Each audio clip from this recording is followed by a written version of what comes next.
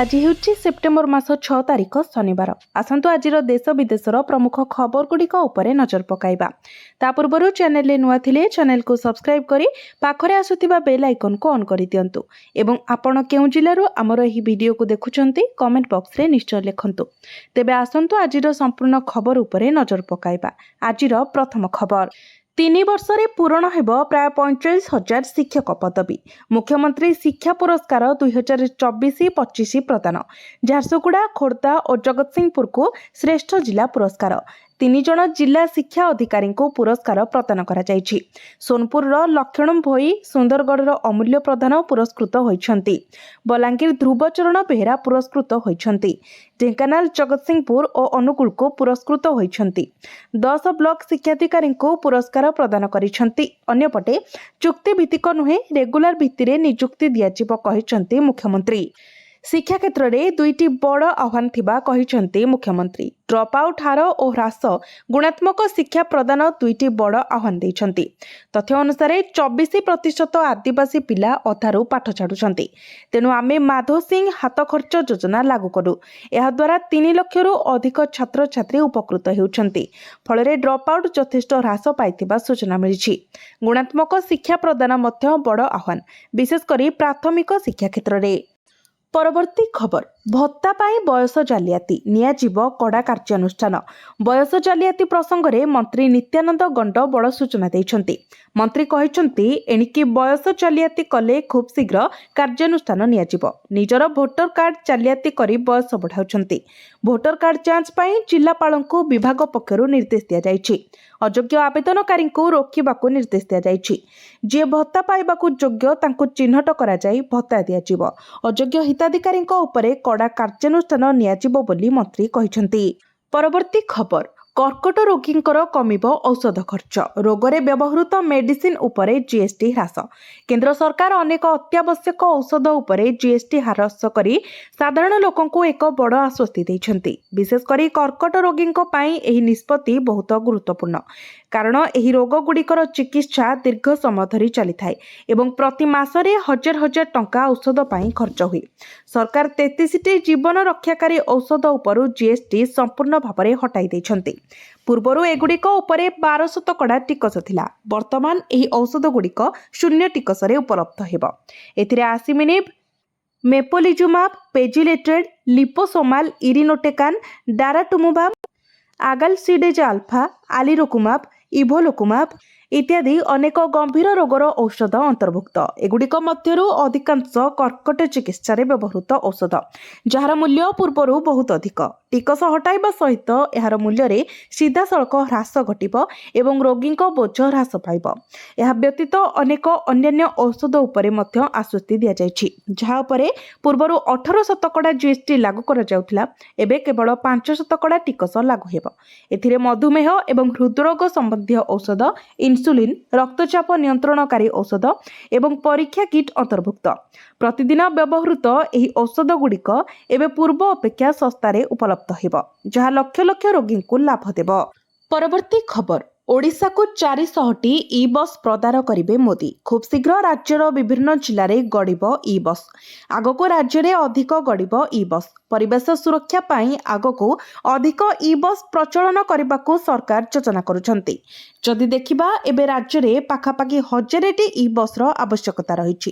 ହେଲେ ପ୍ରାଥମିକ ପର୍ଯ୍ୟାୟରେ ଏକାଥରେ ଏତେ ବସ୍ ଚାଲୁ କରିବା ସମ୍ଭବ ନୁହେଁ। ତେଣୁ ଆଗକୁ ରାଜ୍ୟ ସରକାର 200ଟି ଇ ବସ୍ ଆଣିବାକୁ ଯୋଜନା କରିଛନ୍ତି। ଏହାସହ ପ୍ରଧାନମନ୍ତ୍ରୀ ନରେନ୍ଦ୍ର ମୋଦି ମଧ୍ୟ ଓଡ଼ିଶାକୁ 400ଟି ଇ ବସ୍ ପ୍ରଦାନ କରିବେ, ଯାହାଦ୍ୱାରା ମୋଟ 600ଟି ଇ ବସ୍ ଜନତାଙ୍କ ସେବାରେ ଲାଗିବ।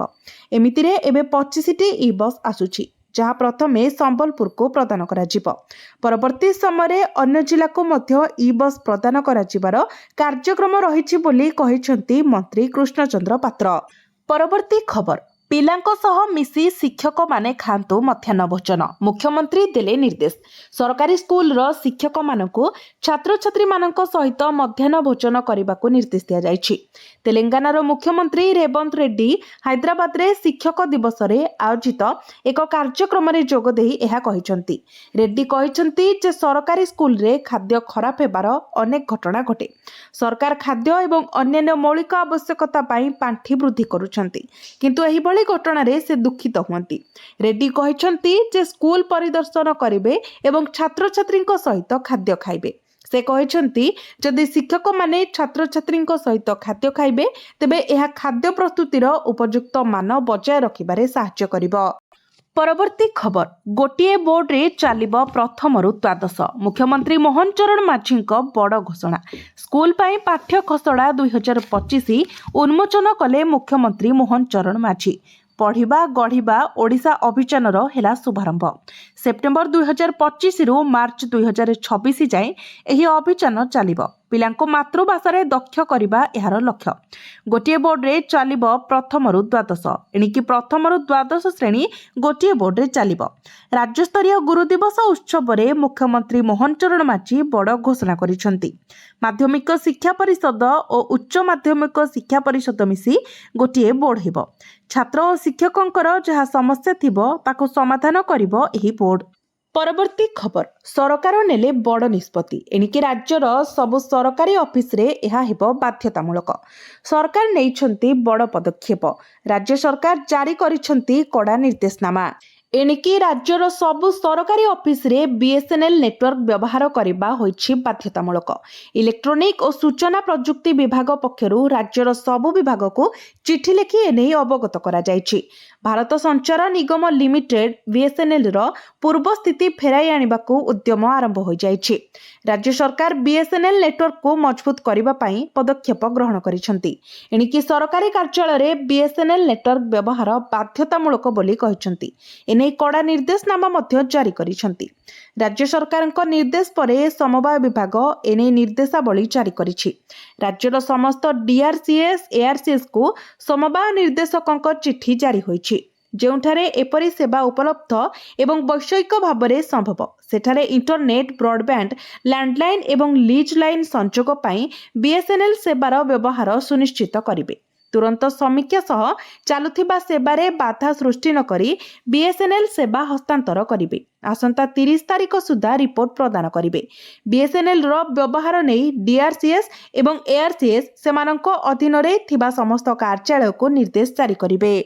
ପରବର୍ତ୍ତୀ ଖବର, ଶିକ୍ଷକଙ୍କୁ ଡବଲ ଉପହାର। ଗୁରୁ ଦିବସରେ ମୁଖ୍ୟମନ୍ତ୍ରୀ ଗୋଟିଏ ନୁହେଁ ଟିଚରଙ୍କୁ ଦେଲେ ଦୁଇଟି ଦକ୍ଷିଣା। ଶିକ୍ଷକଙ୍କୁ ଶିକ୍ଷକ ଦିବସରେ ବଡ଼ ଉପହାର। ଏଣିକି ଦେହ ଖରାପ ହେଲେ ମିଳିବ ମାଗଣାରେ ଚିକିତ୍ସା। ବର୍ତ୍ତମାନ ଶିକ୍ଷକଙ୍କୁ କ୍ୟାସଲେସ୍ ଚିକିତ୍ସାର ସୁବିଧା ମିଳିବ। ପ୍ରାଥମିକ ଉଚ୍ଚ ବିଦ୍ୟାଳୟ ଏବଂ ଅନୁମୋଦନ ପ୍ରାପ୍ତ ବିଦ୍ୟାଳୟର ସମସ୍ତ ଶିକ୍ଷକଙ୍କୁ ଏହି ସୁବିଧା ମିଳିବ। କ୍ୟାସଲେସ୍ର ଶିକ୍ଷା ମିତ୍ର, ପ୍ରଶିକ୍ଷକ ଏବଂ ରୋଷିଆମାନଙ୍କୁ ମଧ୍ୟ ନଗଦହୀନ ଯୋଜନା ସହିତ ଯୋଡ଼ାଯିବ। ଏହି ଘୋଷଣା ଉତ୍ତରପ୍ରଦେଶ ମୁଖ୍ୟମନ୍ତ୍ରୀ ଯୋଗୀ ଆଦିତ୍ୟନାଥ ଶିକ୍ଷକ ଦିବସରେ ପ୍ରଦେଶର ଶିକ୍ଷକଙ୍କ ପାଇଁ ବଡ଼ ଘୋଷଣା କରିଛନ୍ତି। 9 ଲକ୍ଷ ପରିବାର ହେଲେ ଲାଭବାନ। ଏହି ନିଷ୍ପତ୍ତିରେ ୟୁପିର 9 ଲକ୍ଷ ପରିବାରକୁ ମିଳିବ ଫାଇଦା। ସିଏମ୍ କହିଛନ୍ତି ଯେ ସେବାକୁ ଦୃଷ୍ଟିରେ ରଖି ସରକାର ଏହି ଐତିହାସିକ ନିଷ୍ପତ୍ତି ନେଇଛନ୍ତି। ସେପଟେ ଶିକ୍ଷକ ଦିବସ ଅବସରରେ ସ୍କିମାଟିକ୍ ଶିକ୍ଷକଙ୍କୁ ମଧ୍ୟ ମିଳିଛି ବଡ଼ ଉପହାର। କନିଷ୍ଠ ଶିକ୍ଷକ ସଂଘର ଅନୁରୋଧ କ୍ରମେ ସେମାନଙ୍କୁ ନିୟମିତ କରାଯିବ ବୋଲି ଘୋଷଣା କରିଛନ୍ତି ସିଏମ୍ ମୋହନ ଚରଣ ମାଝୀ। ଦୀର୍ଘଦିନର ଦାବି ପୂରଣ ହୋଇଥିବାରୁ ସ୍କିମାଟିକ୍ ଶିକ୍ଷକଙ୍କ ମଧ୍ୟରେ ଖୁସିର ଲହରୀ ଖେଳିଛି। ଏଣିକି ସେମାନେ ଚୁକ୍ତିଭିତ୍ତିକ ନୁହେଁ ରେଗୁଲାର ବେସିସ୍ରେ ଦରମା ପାଇବେ। ପରବର୍ତ୍ତୀ ଖବର, ଜିଏସ୍ଟି ଦର ପରିବର୍ତ୍ତନରେ ଏତିକି କୋଟି ହେବ ରାଜସ୍ୱ ଘାଟା। ଜାଣନ୍ତୁ କ'ଣ କହୁଛି ଏସ୍ବିଆଇ ରିପୋର୍ଟ। ଦେଶରେ ବସ୍ତୁ ଏବଂ ସେବା କରର ଦର ହ୍ରାସରେ ସରକାରଙ୍କୁ ରାଜସ୍ୱ ଆୟରେ ଘାଟା ହୋଇପାରେ। ଅନୁମାନ କରାଯାଇଛି ଯେ ଜିଏସ୍ଟି ଦର ହ୍ରାସ ହେଲେ 2026ରେ କେନ୍ଦ୍ର ସରକାରଙ୍କୁ 3,700 କୋଟିର ରାଜସ୍ୱ ହ୍ରାସ, 48,000 କୋଟିର ଗ୍ରସ୍ ରେଭିନ୍ୟୁ ଲସ୍ ଏବଂ 25,794 କୋଟିର ନେଟ୍ ରେଭିନ୍ୟୁ ଲସ୍ ହୋଇପାରେ। स्टेट बैंक ऑफ इंडिया रो रिपोर्ट रे एही अनुमान लगा जायछि। जीएसटी काउंसिलर 56तम मीटिंग रे अर्थमंत्री निर्मला सीतारमण सहमति रे जीएसटी रो दर को ह्रास करिवार निष्पत्ति नैछंती। पूर्वरु जीएसटी रो 4 दर 5, 12, 18 एवं 28% थिला। हेले वर्तमान एही दर केवल 5 एवं 18% रहिछि। सेपरि लग्जरी एवं सीन प्रोडक्ट्स उपरे 40% जीएसटी लागिबार घोषणा करा जायछि। एही परिवर्तन को मध्यम वर्गर लोकंक पई सबुठो बड़ फायदा कुआ जायछि, कारण जीएसटी रो दर बदलिबारे अनेक जिनिसर दर ह्रास होइछिबो। एसबीआई रिपोर्ट मुताबक आर्थिक वर्ष 2024 अनुसार राजस्व घाटा 6960 टंका रहिबार अनुमान करा जाउथिला। हेले उपभोग एवं विकास दर बढ़िबारे आर्थिक वर्ष 2026 रे एही घाटा 3740 कोटी टंका हेबो बोली अनुमान करा जाउछि। परवर्ती खबर, मुंबई रे आतंकवादी हमला, हाई अलर्ट रे पुलिस। 34 गाड़ी रे खंजा जाइछि बोमा, विस्फोरण रे 1 कोटी लोकंक चाली जीवन। मुंबई को उड़ाई देबाको पुणी थरे बोमा धमक मिलिछि। एथर आत्मघाती विस्फोरण अर्थात मानव बोमा विस्फोरण रो धमक दिया जाइछि। एही धमकपूर्ण मेसेज मुंबई पुलिस रो व्हाट्सएप नंबर रे पठा जाइछि। अनंत चतुर्दशी अवसर रे धमक पाइबा परे पुलिस सतर्क होई जाइछि। मेसेज रे दाबी करा जाइछि जे 34टी गाड़ी रे मानव बोमा रखा जाइछि एवं विस्फोरण परे समग्र मुंबई सहर थरी उठिबो। धमक रे लश्कर ए जिहादी नामक एक संगठनर उल्लेख अछि। या सहित एथिरे दाबी करा जाइछि जे 14 जन पाकिस्तानी आतंकवादी भारत रे प्रवेश करिसंती। मेसेज रे कुहा जाइछि जे 400 किलोग्राम आरडीएक्स विस्फोरण जोगु 1 कोटी लोक मृत्युवरण करिवे। एही धमक संपर्क रे मुंबई पुलिस हाई अलर्ट रे रहिछि। यह प्रथम थर नुहे जेतेबेले मुंबई को एक बड़ स्तर रे बोमा विस्फोरणर धमक दिया जाइछि। पूर्वर मध्य पुलिस नियंत्रण कक्ष को कॉल करी किंबा पुलिस नंबर रे मेसेज माध्यम रे एपरी धमक अनेक थर दिया जाइछि, किंतु एथर धमक बहुत गंभीर एवं लक्ष लक्ष लोकं को टार्गेट करा जिवो बोली कुहा जाइछि। प्राय 2 सप्ताह पूर्वर वर्ली फोर सीजन्स होटेल रे विस्फोरणर चेतावनी दिया जायथिला। पूर्वर अगस्त 14 तारिख रे पुलिस को फोन करी कुहा जायथिला जे एक ट्रेन रे विस्फोरण हेबो। कलर यह कहवा परे तुरंत कॉल काटी देइथिले। समय किंबा स्थान दिया जाय नथिला। तथापि पुलिस गुरुतर सहित तदंत करिथिला एवं सेमानंको किछि संदेहजनक मिली नथिला। परवर्ती खबर, बदलिला पेंशन स्कीम। दीपावली पूर्व सरकारंक बड़ भेटी, एबे 20 वर्ष चाकरी रे मिलिबो पेंशन। दीपावली पूर्व केंद्र सरकार केंद्रीय कर्मचारी मानकु एक बड़ उपहार दैछंती। केंद्र सरकारंक कार्मिक साधारण अभियोग एवं पेंशन मंत्रणालय एकीकृत पेंशन योजना सहित जड़ित नियम गुड़ी को अधिसूचित करिछि। ଏହି ନିୟମ ଗୁଡ଼ିକ ପେନ୍ସନ୍ ଏବଂ ଅବସର ଲାଭ ସହିତ ଜଡ଼ିତ। ନୂତନ ନିୟମ ଅନୁଯାୟୀ ଏବେ ୟୁପିଏସ୍ ଅଧୀନରେ 20 ବର୍ଷ ସେବା ପରେ ମଧ୍ୟ ପୂର୍ଣ୍ଣ ପେନ୍ସନ୍ ଦିଆଯିବ। ନୂତନ ଯୋଜନା ଅନୁଯାୟୀ ବର୍ତ୍ତମାନ କର୍ମଚାରୀମାନେ କେବଳ 20 ବର୍ଷ ନିୟମିତ ସେବା ପୂରଣ କରିବା ପରେ ମଧ୍ୟ ଅବସର ଲାଭ ପାଇବେ। ସେମାନଙ୍କୁ ପେନ୍ସନ୍ର ଲାଭ ମିଳିବ। ପୂର୍ବରୁ ଏହି ସୀମା 25 ବର୍ଷ ଥିଲା, ଯାହାକୁ କର୍ମଚାରୀମାନେ ଦୀର୍ଘ ସମୟ ଧରି ହ୍ରାସ କରିବାକୁ ଦାବି କରି ଆସୁଛନ୍ତି। ଏବେ ସରକାର ଏଥିପ୍ରତି ଧ୍ୟାନ ଦେଇଛନ୍ତି ଏବଂ ଦୀପାବଳି ପୂର୍ବରୁ ସରକାରୀ କର୍ମଚାରୀମାନଙ୍କୁ ଏକ ମହାନ ଉପହାର ଦେଇଛନ୍ତି। ଏହା ବ୍ୟତୀତ ୟୁପିଏସ୍ସି ବାଛିଥିବା କର୍ମଚାରୀମାନେ ପେନ୍ସନ୍ ବ୍ୟତୀତ ଅନେକ ସୁବିଧା ପାଇବେ। ଉଦାହରଣ ସ୍ୱରୂପ, ଯଦି କୌଣସି କର୍ମଚାରୀ ସେବା ସମୟରେ ଅକ୍ଷମ ହୋଇଛନ୍ତି କିମ୍ବା କୌଣସି କାରଣରୁ ମୃତ୍ୟୁବରଣ କରନ୍ତି, ତେଣୁ ଅକ୍ଷମତା କ୍ଷେତ୍ରରେ କର୍ମଚାରୀ ଏବଂ ମୃତ୍ୟୁ ପରେ ତାଙ୍କ ପରିବାରକୁ ସିସିଏସ୍ ପେନ୍ସନ୍ ନିୟମ କିମ୍ବା ୟୁପିଏସ୍ ନିୟମ ଅନୁଯାୟୀ ବିକଳ୍ପ ବାଛିବାର ଅଧିକାର ରହିବ। ଏହା ପରିବାରକୁ ସୁରକ୍ଷିତ ପେନ୍ସନ୍ର ଲାଭ ଦେଇପାରିବ। ପରବର୍ତ୍ତୀ ଖବର, ପୁଣି 13 ରେ ଲଘୁଚାପ ସମ୍ଭାବନା। ଆସନ୍ତା 8 ତାରିଖ ବେଳକୁ ଗାଙ୍ଗେୟ ପଶ୍ଚିମବଙ୍ଗ ଓ ପାର୍ଶ୍ୱବର୍ତ୍ତୀ ଅଞ୍ଚଳ ଉପରେ ଏକ ଘୂର୍ଣ୍ଣିବଳୟ ସୃଷ୍ଟି ହେବାର ସମ୍ଭାବନା ଅଛି।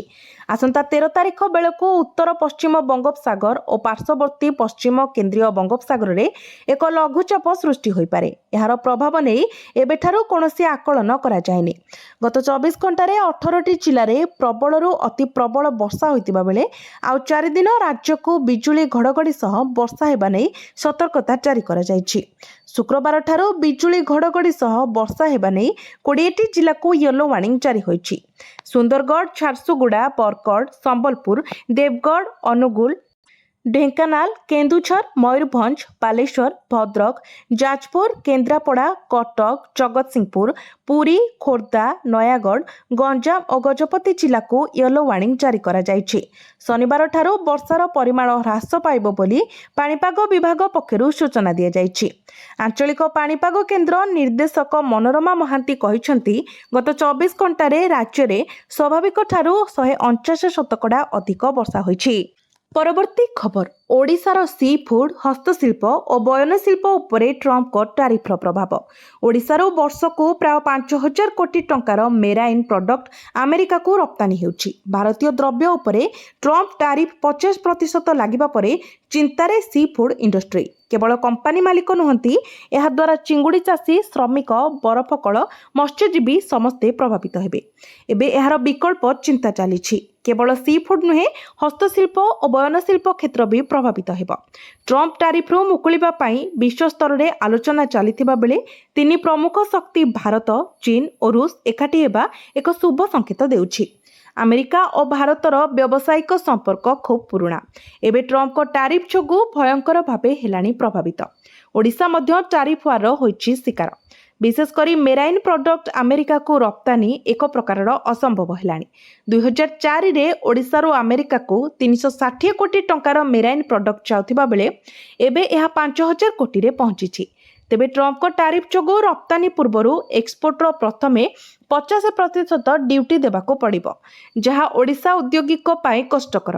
ଏକ୍ସପୋର୍ଟ ପ୍ରଭାବିତ ହେଲେ ଚିଙ୍ଗୁଡ଼ି ଚାଷୀ, ମତ୍ସ୍ୟଜୀବୀ, ବରଫକଳ ମାଲିକ ଓ ଶ୍ରମିକଙ୍କ ସହ ଅନେକଙ୍କ ଉପରେ ଏହାର ପ୍ରଭାବ ପଡ଼ିବ। ଏବେ ଏହାର ବିକଳ୍ପ ଚିନ୍ତା କରାଯାଉଛି। ହେଲେ ଆମେରିକା ବ୍ୟତୀତ ୟୁରୋପୀୟ ଦେଶକୁ ରପ୍ତାନି କରିବା ବି ଏତେ ସହଜ ନୁହେଁ। ଭାରତରେ ଚିଙ୍ଗୁଡ଼ିର ଆଦର ବଢ଼ିଲେ ଉତ୍ପାଦିତ ଦ୍ରବ୍ୟ ବ୍ୟବହୃତ ହୋଇପାରିବ। ତେଣୁ ସେନାରେ ମେରାଇନ୍ ପ୍ରଡକ୍ଟ ବ୍ୟବହାର ପାଇଁ ପ୍ରଧାନମନ୍ତ୍ରୀଙ୍କୁ ଚିଠି ଲେଖାଯାଇଛି। ଉତ୍କଳ ଚାମ୍ବର ଅଫ୍ କମର୍ସ ପକ୍ଷରୁ ଟ୍ରମ୍ପ ଟାରିଫର ପ୍ରଭାବ ଓ ବିକଳ୍ପ ନେଇ କରାଯାଇଛି ଆଲୋଚନା। ମେରାଇନ୍ ପ୍ରଡକ୍ଟ ସହ ଓଡ଼ିଶାର ହସ୍ତଶିଳ୍ପ ବି ଟାରିଫ ମାଡ଼ର ଶିକାର ହୋଇଛି।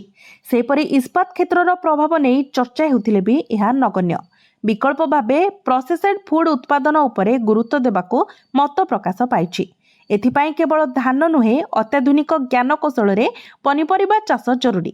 ତେବେ ଟ୍ରମ୍ପଙ୍କ ନିଷ୍ପତ୍ତି କେତେ ଦିନ ରହିବ, ତାକୁ ନେଇ ବି ଆଲୋଚନା ହୋଇଛି। ପରବର୍ତ୍ତୀ ଖବର, ଧାଡ଼ି ଦର୍ଶନକୁ ଅଡୁଆ ଭକ୍ତଙ୍କ ଭିଡ଼, ବଢ଼ିଲା ଦର୍ଶନରୁ ବଞ୍ଚିତ ହେବା ଆଶଙ୍କା। ଶ୍ରୀମନ୍ଦିର ପ୍ରଶାସନ ଧାଡ଼ି ଦର୍ଶନ ବ୍ୟବସ୍ଥା ଲାଗୁ କରିବାକୁ ପ୍ରସ୍ତୁତି ଆରମ୍ଭ କରିଦେଇଛନ୍ତି। ହେଲେ ବିବାଦ ପିଛା ଛାଡୁନି। ଏହାରି ଭିତରେ ଦର୍ଶନରେ ଶୃଙ୍ଖଳା ଆଣିବା ପାଇଁ ସରକାରଙ୍କ ଏହି ବ୍ୟବସ୍ଥାକୁ ପରିଚାଳନା କମିଟି ମୋହର ମାରିଛି। ଲକ୍ଷାଧିକ ଭକ୍ତଙ୍କ ସମାଗମ ହେଉଥିବା ଶ୍ରୀମନ୍ଦିରରେ ଧାଡ଼ି ଦର୍ଶନ ଲାଗୁ ହେଲେ ବହୁ ଭକ୍ତ ଦର୍ଶନରୁ ବଞ୍ଚିତ ହେବାର ଆଶଙ୍କା ଦେଖାଦେଇଛି। ଶୃଙ୍ଖଳିତ ଦର୍ଶନ ପାଇଁ ଆରମ୍ଭ ହେବାକୁ ଥିବା ବ୍ୟବସ୍ଥା ଦର୍ଶନରେ ବିଭ୍ରାଟ ସୃଷ୍ଟି କରିପାରେ। ପୂର୍ବରୁ ହୋଇଥିବା ଧାଡ଼ି ଦର୍ଶନ ଡେମୋର ତଥ୍ୟ କହୁଛି, ଥରକେ ସର୍ବାଧିକ 200 ଲୋକ ଦର୍ଶନ କରିପାରିବେ। ରିପୋର୍ଟ କହୁଛି, ପ୍ରତ୍ୟେକ ଦିନ ଶ୍ରୀମନ୍ଦିରକୁ 70,000 ଭକ୍ତ ଆସୁଛନ୍ତି। ସପ୍ତାହାନ୍ତରେ ଏହି ସଂଖ୍ୟା ଲକ୍ଷେ ଛୁଉଁଛି। କାର୍ତ୍ତିକ ପୂର୍ଣ୍ଣିମା, ପଞ୍ଚୁକ, ନୂଆବର୍ଷ ଭଳି ସ୍ୱତନ୍ତ୍ର ଦିନରେ ଭକ୍ତ ସଂଖ୍ୟା 3 ଲକ୍ଷରୁ 5 ଲକ୍ଷ ପର୍ଯ୍ୟନ୍ତ ପହଞ୍ଚିଯାଏ। ତେଣୁ ଧାଡ଼ି ଦର୍ଶନ ବ୍ୟବସ୍ଥାରେ ସମସ୍ତଙ୍କ ଦର୍ଶନ କରାଇବା ଏକ ପ୍ରକାରର ଅସମ୍ଭବ। ତେଣୁ ବହୁ ଭକ୍ତ ଶ୍ରୀଜୀଉଙ୍କ ଦର୍ଶନ କରିନପାରି ନିରାଶାରେ ଫେରିଯିବା ଆଶଙ୍କା ପ୍ରକାଶ ପାଇଛି। ଏହାଛଡ଼ା ନୀତି ସମୟରେ ବାରମ୍ବାର ବ୍ୟାରିକେଡ୍ ହଟାଇବା ଓ ପକାଇବା ସମୟ ସାପେକ୍ଷ ହେବ। ତେଣୁ ଧାଡ଼ି ଦର୍ଶନ କିଭଳି ହେବ, ତାକୁ ନେଇ ଚର୍ଚ୍ଚା ଜୋର ଧରିଛି। ପରବର୍ତ୍ତୀ ଖବର, ଦୁର୍ଗାପୂଜା ତୋରଣ ନେଇ କଟକ ଜିଲ୍ଲାପାଳଙ୍କ ବଡ଼ ସୂଚନା। ଲୋକଙ୍କ ସୁରକ୍ଷା, ଟ୍ରାଫିକ୍ ବ୍ୟବସ୍ଥାକୁ ଅନୁଧ୍ୟାନ କରି ଏସ୍ଓପି ଜାରି। ଦୁର୍ଗାପୂଜା ତୋରଣକୁ ନେଇ କଟକ ଜିଲ୍ଲାପାଳଙ୍କ ପ୍ରତିକ୍ରିୟା। ଲୋକଙ୍କ ସୁରକ୍ଷା, ଟ୍ରାଫିକ୍ ବ୍ୟବସ୍ଥାକୁ ଅନୁଧ୍ୟାନ କରିବା ପରେ ପୂଜା କମିଟି, ଶାନ୍ତି କମିଟି ସହ କଥା ହୋଇ ଏସ୍ଓପି ଜାରି ହୋଇଛି। ଆସନ୍ତା 3 ଦିନ ବାରବାଟୀ ପ୍ୟାଲେସରେ ବିଭିନ୍ନ ପ୍ରକ୍ରିୟାକୁ ନେଇ ଆବେଦନ କରିବେ। ଟ୍ରାଫିକ୍ ପୋଲିସ, ସିଏମ୍ସି ମଧ୍ୟ ଲାଇସେନ୍ସ ଦେବେ। ଶେଷରେ ଆସନ୍ତା 22 ତାରିଖ ଜିଲ୍ଲା ପ୍ରଶାସନ ସ୍ପଟ ଭିଜିଟ୍ କରିବା ପରେ ପ୍ରୋଭିଜନାଲ ଏନ୍ଓସି ଦେବେ। ହାଇକୋର୍ଟଙ୍କ ନିର୍ଦ୍ଦେଶକୁ ମଧ୍ୟ ପାଳନ ହେବ। ପୂଜା ଶେଷ ପରେ ସମୟ ଭିତରେ ଗେଟ୍ ଖୋଲାଯିବ। 400 ମିଟର ପର୍ଯ୍ୟନ୍ତ ଲାଇଟ୍ ଗେଟ୍ ରହିବନି। ପେଣ୍ଡାଲଠୁ 23ରୁ 25 ମିଟର ଭିତରେ ଲାଇଟ୍ ଗେଟ୍ ରହିବ ବୋଲି କହିଛନ୍ତି କଟକ ଜିଲ୍ଲାପାଳ ଦତ୍ତାତ୍ରେୟ ଭାଉସାହେବ ସିନ୍ଦେ। ଗୋଟିଏ ଛାତ ତଳେ ସବୁ ବିଭାଗ। ଦଶହରା ଲାଗି କଟକ ବାରବାଟୀ ପ୍ୟାଲେସରେ ଗତକାଲିଠାରୁ ଆରମ୍ଭ ହୋଇଛି ସିଙ୍ଗଲ ୱିଣ୍ଡୋ ବ୍ୟବସ୍ଥା। एनओसी पाइबा लगी पूजा कमिटी माने जेपरि असुविधार सम्मुखीन न हुअंती सेथिलागि पदक्षेप नेइछि जिला प्रशासन। आसंता 7 तारिख पर्यंत पूजा कमिटी माने एठारे प्रमाणपत्र सह आवेदन करिपारिबे। परवर्ती खबर, 4 चकिया गाड़ी थिले सुभद्रारू बाद पड़िबे अयोग्य। सुभद्रा हिताधिकारी नहीं बड़ खोलता कटिथिबा हिताधिकारी सामिल पाई बड़ पदक्षेप। योग्य को सामिल एवं अयोग्य को बाद देवाको तत्परता प्रकाश पाई। महिला और शिशु विकास विभाग पक्षरु एने चिठी दिया जाइछि। 4 चकिया थिबा हिताधिकारी तथ्य पाई परिवहन विभाग को चिठी, खाद्य जोगाण विभाग को मृत हिताधिकारी तथ्य देवाको निर्देश दिया जाइछि। पंजीकरण करी धान बिकिथिबा महिलांक तथ्य को आउ थरे जांच निर्देश दिया जाइछि। सूचनायोग्य, सुभद्रा योजना रे राज्यर पाखापाखि 1 कोटी महिला हिताधिकारी तृतीय किस्तीर टंका पाइछंती। तेबे तृतीय किस्ती समय भी अनेक हिताधिकारी बाद पड़िथिबा देखिबाकु मिलिथिला। एपरिकी जो माने प्रथम 2टी किस्तीर टंका पाइछंती सेमानंक मध्यरु तृतीय किस्ती रे सुभद्रा टंका पाइ नथिले। एने असंतोष मध्य प्रकाश पाइथिला। राज्य सरकारंक पक्षरु एने कुहा जायथिला जे मंडी रे धान बिक्री करुथबा किछि हिताधिकारी बाद पड़िछंती। तेबे एबे सरकारंक पक्षरु पुणी थरे समीक्षा करा जाई योग्य हिताधिकारी को सुभद्रा रे शामिल करा जिवो। परवर्ती खबर, प्रधानमंत्री जन्मदिन में 50,000 अंत्योदय गृह योजना हिताधिकारी कार्यादेश। प्रधानमंत्री नरेंद्र मोदी जन्मदिन अवसर में आगामी 17 सेप्टेम्बर में अंत्योदय गृह योजना 50,000 हिताधिकारी सरकार कार्यादेश देवे। प्रधानमंत्री आवास योजना रे केन्द्रर विभागीय अधिकारी आलोचना होईछि। पंचायत राज मंत्री रवि नारायण नायक सूचना प्रदान करिसेंति। नवेम्बर मासरू कार्यादेश दियाजिब। नवेम्बर मास पर्यंत सब प्रक्रिया शेष हेबो। नुआ सर्वे अनुसार 35 लाख आवेदन आसीछि। 3 लाख आवेदन ऑनलाइन रे आसीछि। प्रशासनिक अधिकारी द्वारा चिन्हट होईछि। स्क्रूटिन करा जाईछि। ठीक समय निष्पत्ति नियाजिबो बोली मंत्री कहिसेंति। परवर्ती खबर, राशन कार्ड तालिकारु एमानंकर कटिब ना। केंद्र सरकार राशन कार्ड धारकों तालिकार एक व्यापक काटछाट आरंभ करिसेंति। खाद्य एवं साधारण बंटन विभाग प्रथम थर पई राशन कार्ड धारकों एक तालिका प्रस्तुत करिछि जो माने मागणा शस्य भली सुविधा पई योग्य होई नथांती। एही तालिकारे प्राय 1,17 कोटी लोक अछंती। परवर्ती खबर, आत्महत्या रोकिब जीवन जिंदाबाद। जीवन हारिबा रोकिबाको सरकारଙ୍କ उद्यम। जीवन जिंदाबाद नाम रे स्वतंत्र कार्यक्रम हातकु नेइछंती सरकार। एभली घटना रोकिबाको लोकसेवा भवन रे उच्च शिक्षा मंत्री सूर्यवंशी सूरजको अध्यक्षतारे एक बैठक अनुष्ठित होई जायछि। बैठक रे मुख्य शासन सचिव, पुलिस डीजी, उच्च शिक्षा विभागर सचिव और विभिन्न अधिकारी उपस्थित थिले। एभली अभावनीय घटना रोकिबाको जिला हेडक्वार्टर जीवन जिंदाबाद कार्यक्रम आरंभ करा जिवो। सेप्टेम्बर 10 तारिखरु कार्यक्रम आरंभ हेबो। एथिरे कॉलेज, स्कूल छात्र छात्री और युववर्ग माने शामिल हेबे। 70 रु अधिक कलाकार एथिरे शामिल हेबे। महिला शिशु विकास विभाग, गृह और उच्च शिक्षा विभाग पक्षरु एहा आयोजित हेबो। परवर्ती खबर, एशिया कप 2025 पाई घोषणा हला समस्त 8टी टीम। पाखे पाखे आसुची एशिया कप 2025। आ मात्र के दिनर अपेक्षा। सेप्टेम्बर 9 तारिखरु आरंभ होइछिबो एशिया कप लढी। आ एहारी भितरे मैच पाई समस्त 8टी दलर घोषणा सरिछि। केवल मैच को अपेक्षा। हेले अधिकांश क्रिकेट प्रेमी इंडिया एवं पाकिस्तान मध्यरे हेबाकु थिबा मैच को अपेक्षा करिसंती, जहाकि ऑपरेशन सिंदूर परे प्रथम थर पई खेला जिवो। भारत को एशिया कप 2025 रो आयोजन करिबार अधिकार मिलिछि, किंतु ऑपरेशन सिंदूर परे भारत एवं पाकिस्तान मध्यरे संपर्क रे उत्तेजना जगु एहा एक निरपेक्ष स्थान रे अनुष्ठित हेबो। T20 विश्वकप 2026 को ध्यान रे रखी एथर एशिया कप 2025 T20 फॉर्मेट रे खेला जिवो एवं एथिरे मोट 8टी दल अंशग्रहण करिवे। एथिरे भारत, पाकिस्तान, श्रीलंका, बांग्लादेश, अफगानिस्तान, हांगकांग, यूएई एवं ओमान दल अंतर्भुक्त अछंती।